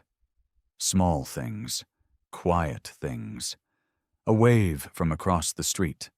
A coffee left at the counter of the diner with his name on the cup. A nod from a man who used to cross to the other side of the road when he saw Jack coming. Nobody made a big deal out of it. There were no speeches, no banners, nothing like that. It was more like the town had simply shifted, like a door that had been stuck for a long time had finally come open. Just a little. Just enough to let some light through. Jack did not know what to do with it at first. He was not a man who was used to being seen as anything other than someone to be cautious around. He had worn that reputation for so long, it had started to feel like part of the leather vest on his back. But slowly, carefully, he let himself accept it. He deserved it. Not because he was looking for it, but because he had done something real. He had stayed when it mattered. That counted for something. About 2 weeks after everything settled, he heard the familiar sound of Daniel's car pulling onto the gravel lot. He set down his wrench and turned. Daniel stepped out first. Then the passenger door opened and Lily jumped out, landing on both feet with the kind of energy that only existed in 10-year-olds who had decided it was a good day. She was wearing a small leather vest. It was sized just for her, dark brown with neat stitching along the edges. On the back, in small clean letters, it said something he could not quite read from where he stood. He walked toward her. She met him halfway, spinning around so he could see the back. He read it. He had to read it twice. Then he crouched down to her level. "Papa and I picked it out together," Lily said. She turned back around to face him, her eyes bright and steady. "Because you are part of our family now. You always will be." She said it the same way she said everything important, like it was simply true and had always been true, and there was no use arguing about it. Jack looked at her. He thought about the empty road where he had first seen her. The storm. The backpack she held like it was the most precious thing in the world. The note she had slipped under his door with 5 words that had cracked him wide open. His throat felt tight. "Yeah," he said quietly. "I guess I am." The morning of the charity ride came in clear and bright. The sky was the kind of deep blue that made everything underneath it look sharper, cleaner, like the world had been washed overnight and set out to dry in the sun. Jack pulled his motorcycle out of the garage just after 7. He wiped down the chrome with a soft cloth, working slowly, the way he always did when something mattered. The engine rumbled to life on the first try. A good sign. Daniel arrived 20 minutes later with Lily beside him. She was wearing her small leather vest over a red flannel shirt, her hair pulled back in a neat braid. She had the motorcycle key in her hand, turning it over the way she always did when she was thinking about something important. "Ready?" Daniel asked. Jack looked at Lily. She was already climbing up onto the back of the motorcycle with the focused expression of someone who had done this 100 times, even though this was only her third ride. She settled in, gripped the handlebar Jack had installed just for her, and gave a firm little nod. "Ready," she said. Jack made sure the helmet was on correctly. He checked the strap twice. Lily let him without complaining, even though she made a face that told him she thought once was enough. The ride gathered at the edge of town. There were maybe 40 bikes total, lined up along the main road in a long, rumbling row. The sound of all those engines together was something you felt in your chest before you heard it with your ears. Low and steady. A kind of music. The charity was for a children's hospital 2 towns over.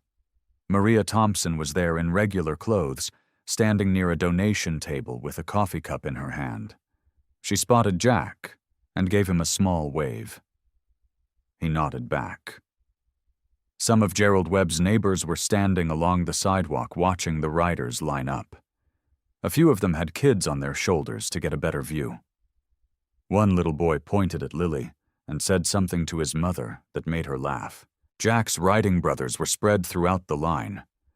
Big, broad-shouldered men in worn leather who could make a grocery store feel crowded. But today, they were handing out water bottles and helping families find spots to watch from, and joking with the little kids who wandered too close to the bikes. The town watched all of it with something that looked a lot like warmth. They set off when the sun was high enough to light the whole road. Lily held on steady as they rolled through the main street. She did not shrink or hide. She sat up straight with her chin lifted and one hand holding the grip, and her other hand pressed flat against the front of her vest, right where the motorcycle key was tucked safely into the small inside pocket Daniel had sewn in just for that reason. Jack could feel her there behind him. Small but solid. Sure of herself. Sure of him. They rode through town and out towards the open road. The oak trees on either side made long morning shadows across the pavement. The air smelled like grass and warm earth, the kind of smell that made a person feel like something good was beginning. Jack had ridden thousands of miles in his life. Long stretches of empty highway, mountain roads that curved into nothing, coastal routes where the ocean stayed just visible over the guardrail for mile after mile. He had ridden in all kinds of weather and in all kinds of moods and for all kinds of reasons. But he had never felt what he felt right now. He could not explain it exactly. It was not loud. It was not the kind of thing a man could point to and name out loud. It was more like something that had been missing for a very long time, had simply come back. Quietly. Without announcement. He thought about every mile he had ever traveled alone. And he understood, in a way he never had before, that this short road through a small town with a little girl on the back of his motorcycle was the one that had brought him home. A few days after the charity ride, Lily asked to go back. Not to the hospital, not to the garage, not to any of the places that had become familiar and safe over the past weeks. She wanted to go back to the old gas station. Daniel did not ask why. He just nodded and reached for his jacket. Jack did the same. The three of them drove out in Daniel's truck, the windows down and the warm afternoon air moving through the cab. Nobody talked much. Lily sat between them with her backpack on her lap, holding it the same way she had the night Jack first found her. Both arms wrapped around it. Chin up. Eyes forward. The gas station came into view as they rounded the long bend in the road. It looked smaller than Jack remembered. The old sign still leaned at its tired angle. The weeds along the concrete edge had grown a little taller. The pumps stood where they always had, rusted and still and going nowhere. A few dried leaves had gathered against the base of the wall where Lily used to sit. Daniel pulled over and shut off the engine. Nobody moved for a moment. Then Lily opened the door and climbed out. She walked to the spot along the wall and stood there. Just stood there, looking at it.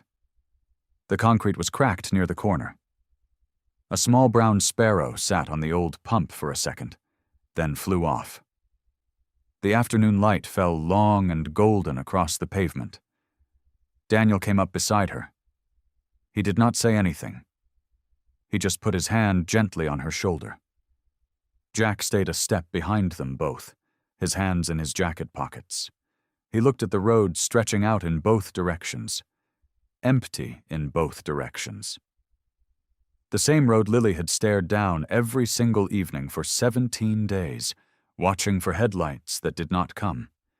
He thought about what that must have felt like for a 10-year-old girl. Sitting here alone, holding on to a promise with both hands because it was the only thing she had. Lily crouched down and touched the cracked concrete with her fingertips. A small, quiet gesture, like she was saying goodbye to something without needing to use any words. Then she stood back up and looked at her father. "I knew you were coming back," she said. Her voice was steady, not sad. Just sure. Daniel crouched down to her level and looked at her straight on. His eyes were bright. "I know you did," he said. "That never surprised me. Not even a little." Lily smiled at that.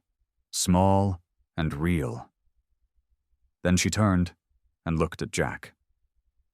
She studied his face the way she sometimes did, like she was reading something written there that most people could not see. "You stayed too," she said.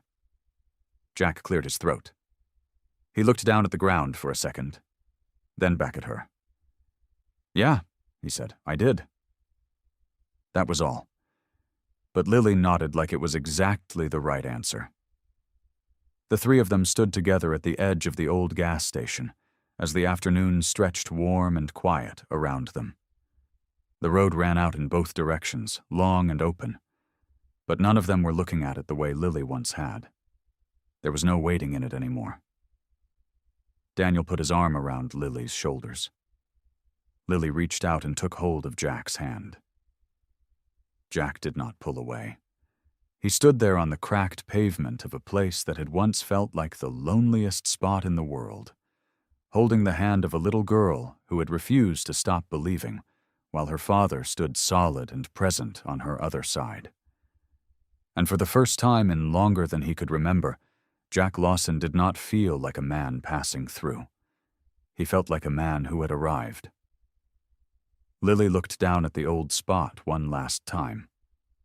Then she looked up at both of them and said, "Okay, I'm ready to go home now." That evening, Lily sat at the kitchen table with the motorcycle key in her hand. Daniel had built the memory frame that afternoon. Simple wood, painted white, with a small glass front and a strip of paper across the bottom where the words could be written. He set it on the table in front of her and handed her a fine tipped marker. Lily turned the key over once in her palm. She thought about the gas station. She thought about the nights alone and the storms and the way the road had looked in the dark when she was sure he was coming. She thought about Jack's motorcycle rumbling up out of the rain. She thought about the storage room and the video and her father's voice telling her he had never left her. Not really. She thought about how long 17 days had felt and how fast everything after had moved. She uncapped the marker and wrote slowly and carefully along the bottom strip of paper. Some promises take longer to keep, but the best ones always find their way home. She capped the marker and set the key gently inside the frame. Daniel fastened the back and set it upright on the table so they could all see it. The key rested there behind the glass. quiet and still, catching a little of the kitchen light. Lily looked at it for a long moment.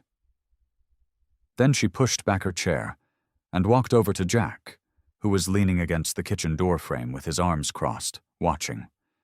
She wrapped both arms around his middle and pressed her face against the front of his jacket. He went still for just a second.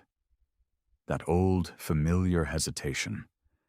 The part of him that still had to remember that this was allowed. Then his arms came down around her and he held on. Daniel watched from across the table. He did not say anything. He did not need to. His expression said everything about trust and relief, and the specific gratitude of a father who knows his daughter was loved when he could not be there. Jack looked over Lily's head at the small frame sitting on the table, at the key behind the glass, at the words written in a 10-year-old's careful handwriting. He had spent most of his life on the road, mile after mile, town after town, always moving, always alone. But standing in that kitchen, with Lily's arms around him and Daniel across the room and the warm light falling over all of it, Jack finally understood something he had been riding away from for years. Home was not a place on a map. It was this. I hope you like this story. Please share what's your favorite part of the story and where in the world you are watching from. Have a wonderful day.